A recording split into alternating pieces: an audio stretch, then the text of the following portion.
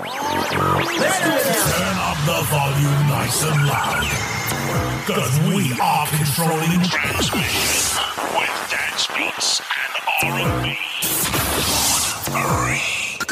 You're in the mix with Lil Drummer Girl, with your host, Dawn Marie.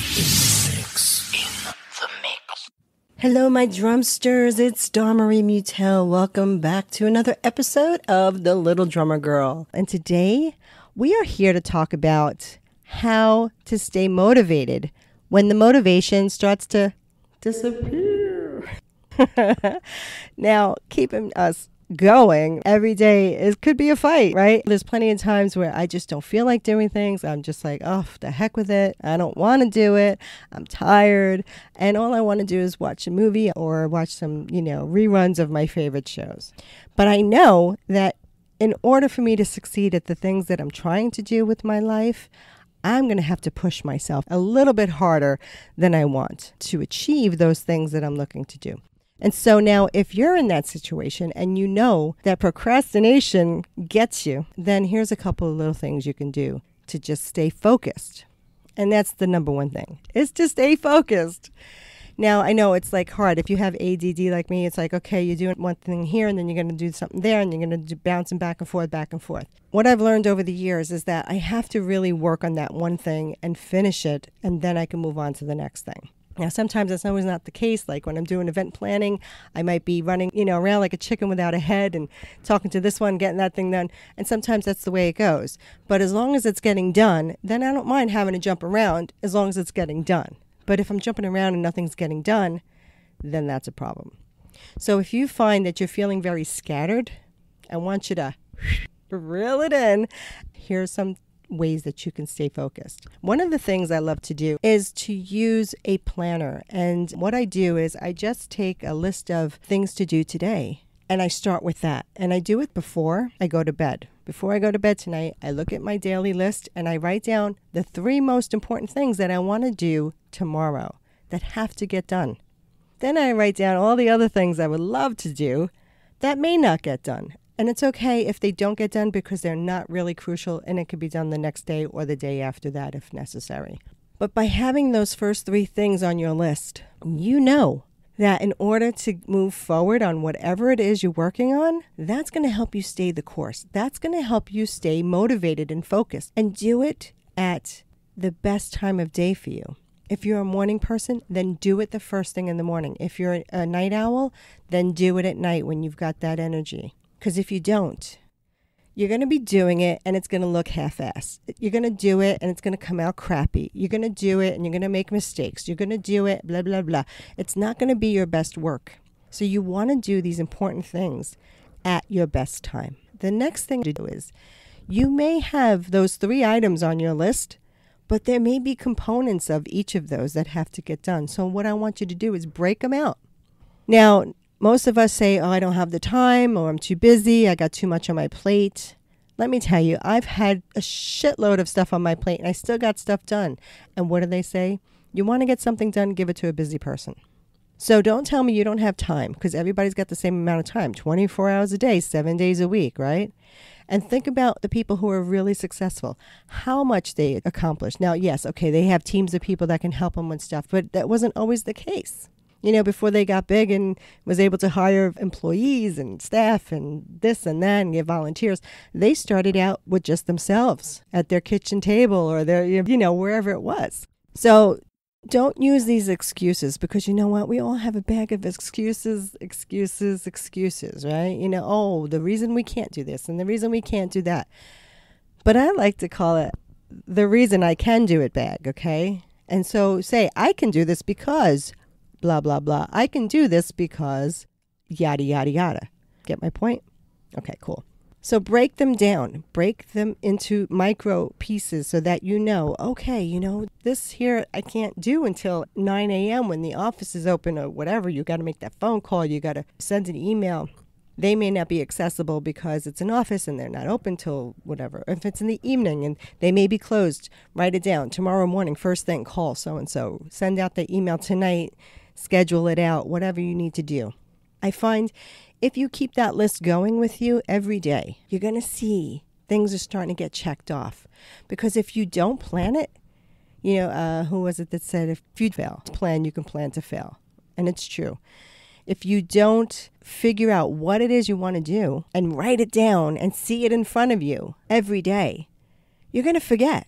I know I do. It's like if I don't write it down, it's as good as forgotten. And that comes with dreams and everything else. And that's why I have a dream journal next to my bed. So when I wake up, I can write it down. A lot of times I have design dreams because I do like to do fashion designs and stuff. So I will have a dream about a design and wake up, or something for a movie and wake up and be like, oh my gosh, what I'm writing it down and trying to sketch it out so that I have a memory of it, even if I don't do anything with it now, and I may not do anything with it for 10 years from now, but at least it's there. So I want you to think about that. The other thing is to really just keep your space organized. I just spent a few hours the other day, cleaning up my office. It was a mess, this little studio office of mine. It's just out of control once again, and I know I can't focus, I can't concentrate.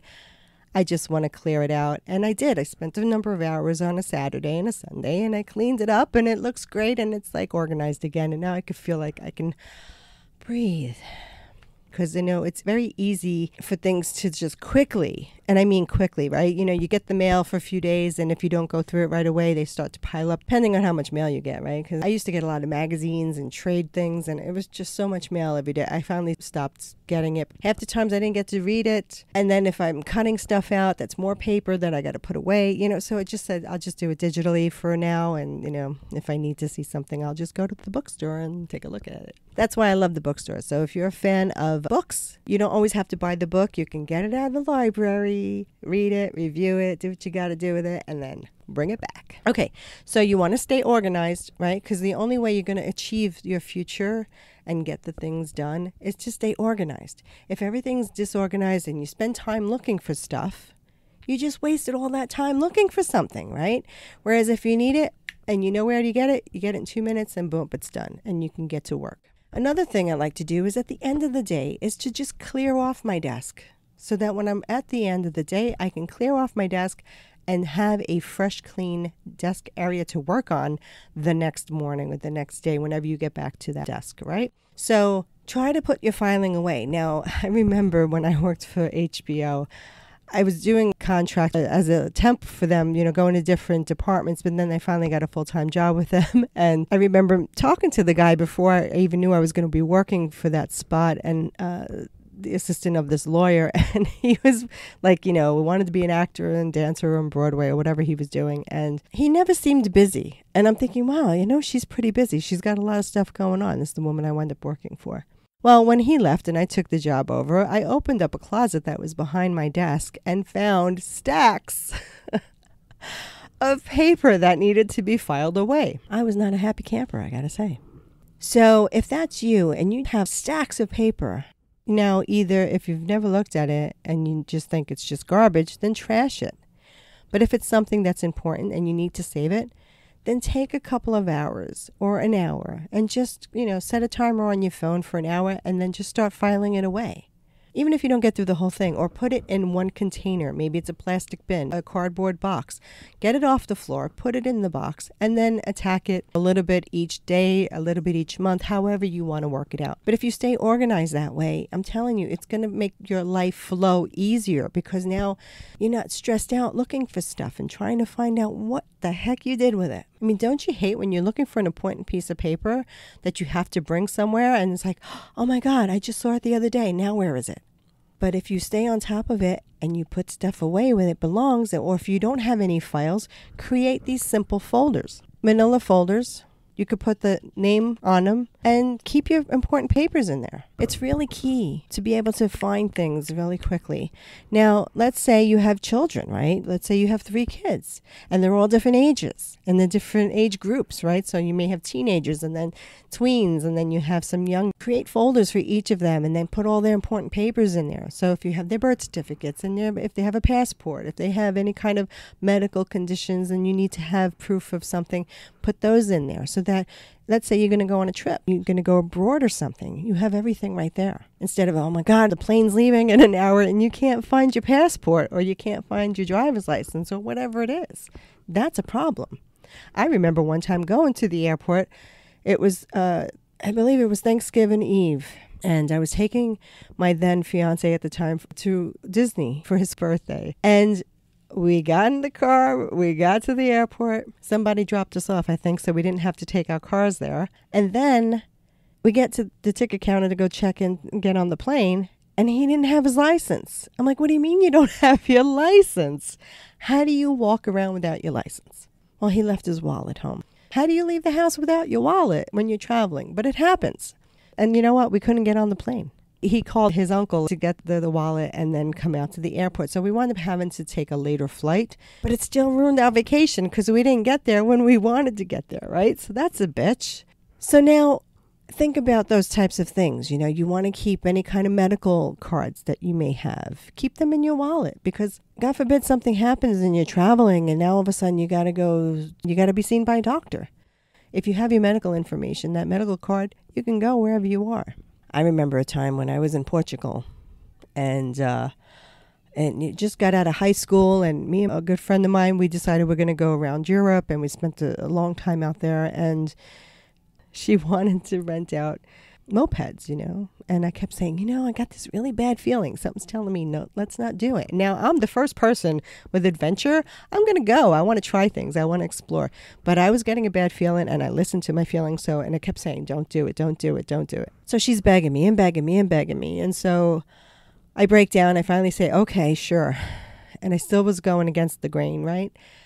I get a moped. We go up about 2 blocks, and then my moped craps out, and it clonks out. And I'm like, okay, do you believe me now that this is a sign to say, do not rent these? Something bad's going to happen. So I thought I was maybe going to fall off or something or get hit by a car or something. So I go back to the place to return it. And she's still really adamant about taking these out to go see this freshwater lake somewhere in Portugal. So we're at the Algarve. And so I didn't want another moped. And so the guy shows me this little tiny dirt bike. And I said, all right, I'll try that. So I rode it up the block. It felt really comfortable. And I said, all right, I'll take it, even though I look like an idiot on this little tiny thing. But, you know, it wasn't as heavy as the moped and all that kind of stuff. So we go along our little way trying to find this freshwater lake in the Algarve of Portugal, not knowing where the hell we are.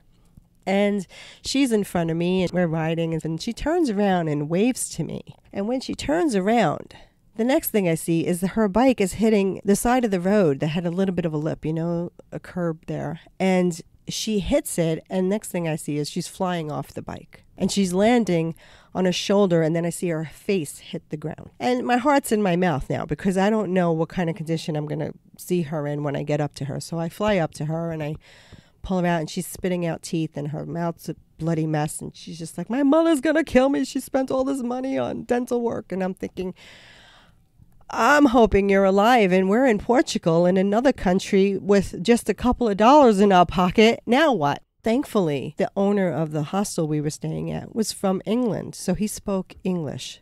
So he took her to the hospital. They stitched her up.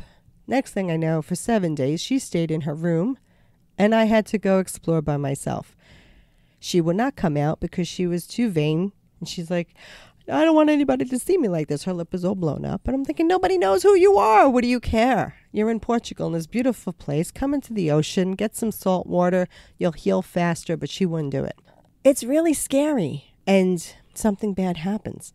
Now, I really thought it was me, because I kept having that feeling, you know, something's going to happen. And if she only would have listened to me, she would have saved herself all of that misery, and she would have been able to enjoy her trip in Portugal. Instead, she spent it in the room. She really never came out. She came out on the last day we were there. She came down to the beach, and that was it. And I met this lovely, these 2 brothers. One lived in Scotland and one lived in Ireland, and they were staying in the hostel we were at. And so I was hanging out with them for most of my trip because I felt like they were my older brother protecting me. And they were just really a fun couple, if I can't remember their names, but it was just saving grace to know that there was somebody there. Otherwise, I'm by myself in Portugal, not knowing how to speak Portuguese. Now, Spanish, I could read it, I could speak it, but I couldn't understand Portuguese, and I could read it a little bit, but it was still a challenge. But what I'm saying is, listen to those feelings. If you have a feeling about something, you know, listen to it. It's usually a warning. It's usually telling you something. Don't be afraid to listen to it. I remember one time I was supposed to go to Hawaii. I had a free trip. I had enough miles. I planned my trip. I was working at the clinic in the offices, and I said, hey, I'm going to go to Hawaii. And it's something my mom always wanted, and she had passed on, and I thought I would go in her honor because she never got to go, and I tried to get her there, and I never got to get there. And then the night before the trip, I had a dream that I was on the median and on the road, and these cars are passing by, and I didn't have my wallet. Now, I took that as a sign, and I canceled my trip. And everybody's like, what do you mean you're not going? I'm like, I don't know. I had a really weird dream, so I'm not going. And it was a good thing because a couple days later, I got this really big bill in the mail that I wasn't counting on. It was like a $900-something bill. And if I would have gone to Hawaii, I would have spent that money and not have had it to pay that bill. And I had to pay it. It was an important bill and all these kind of things. And so, you just don't know. Life brings you a lot of curveballs, right? So you got to be prepared. And then if you can stay focused on what you want to achieve, when those curveballs come, you'll still be able to achieve them because they won't knock you down. You'll be able to get back up very quickly, bounce back, and just keep going. Now, the other thing is you may have to put reminders in your phone to stay motivated. Literally, to talk yourself into being motivated and give yourself a reward system. So if you know this big thing on your plate and as soon as you can knock some of it out, it could make the difference, right? It could really help you in whatever it is. So psych yourself out, okay? And start saying, all right, well, if you do this, then you get to do that. And if you do this, then you can do that. I do it myself all the time. It's like, okay, if you do these things you need to do, then the treat's going to be maybe you get to go to the beach the next day. Maybe you get to go to the park the next day. Maybe you get to do your favorite dessert, whatever it is. And it doesn't have to cost a lot of money. I'm not saying, just because you do this, you go buy yourself a new house. No, I'm not saying that. I'm just saying, to keep the little reward system going because it's going to keep you motivated. We all need something that motivates us. Staying on a diet, right? Stop using the word diet. We don't like the word diet because it just doesn't make sense. Just say I'm eating healthy. I'm eating clean, right? I hate to say I'm on a diet because it just makes me think I'm going to fail as soon as I say I'm on a diet. I'd rather say I'm eating healthy this week. I'm eating clean this week. And so I know the stuff I'm going to put in my body is going to be better. 4th of July weekend was really bad. I ate a lot of crappy food, and so now I'm still paying for it. But hey, I don't do it often. So I'm like, all right, don't beat yourself up. Next week, you just know you got to get back on board and get back to business. All right, my drumsters, that's all I'm going to leave you with today. I hope you stay motivated. I hope you reach all your goals. And if you like this episode, please share it. Leave me a comment or subscribe because I really don't want you to miss out on any future episodes that are coming your way. I've got some fun things down the pike, and I really want you to be able to get on board with us and join us. So stay with it. Don't give up. And remember, it's never too late to live the life of your dreams and leave a trailblazing behind you. So rock on and rock out, and I'll catch you on the flip side.